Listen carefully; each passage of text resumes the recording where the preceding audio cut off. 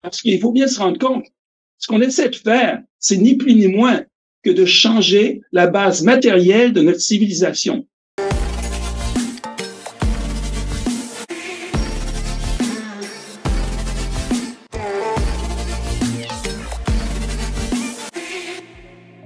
Mon nom est Stéphane Dion.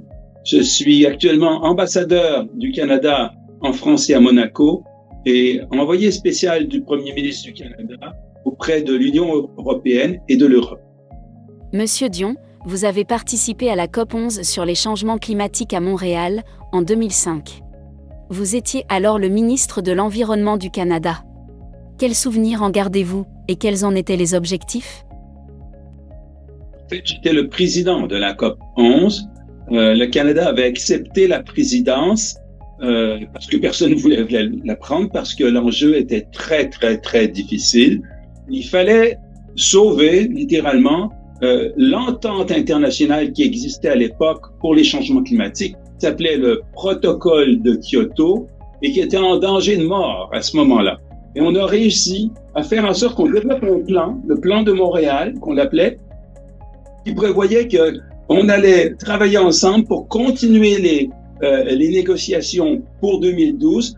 Et c'était le plan de Montréal qu'il fallait poursuivre après 2005. Et ça a été salué comme une grande réussite. La considération internationale sur la question des changements climatiques et de la préservation de la biodiversité a-t-elle changé depuis la COP 11 en 2005? Aujourd'hui, les gens sont beaucoup plus conscients de ces enjeux-là. Mais attention, ça ne veut pas dire forcément qu'il y a unanimité là-dessus. La conscience peut amener une polarisation, et c'est ce qui se passe dans nos sociétés sur la question climatique et environnementale en général.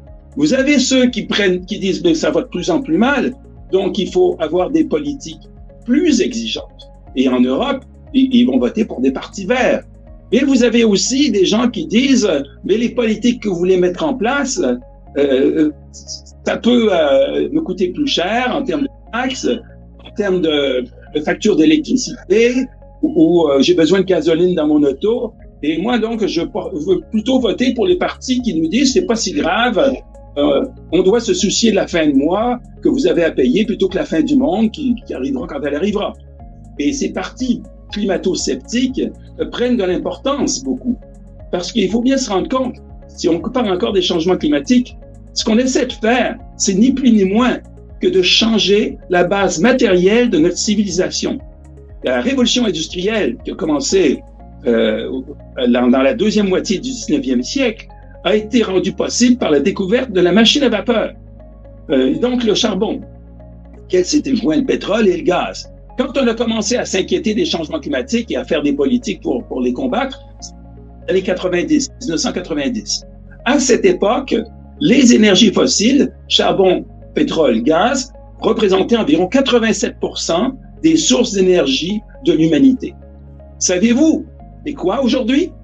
Malgré tous nos efforts, à plus de 80%, l'humanité utilise de l'énergie par les énergies fossiles, le charbon, le gaz et le pétrole. Et on veut être carboneutre pour 2050 pour les pays développés, 2070 pour l'ensemble de l'humanité.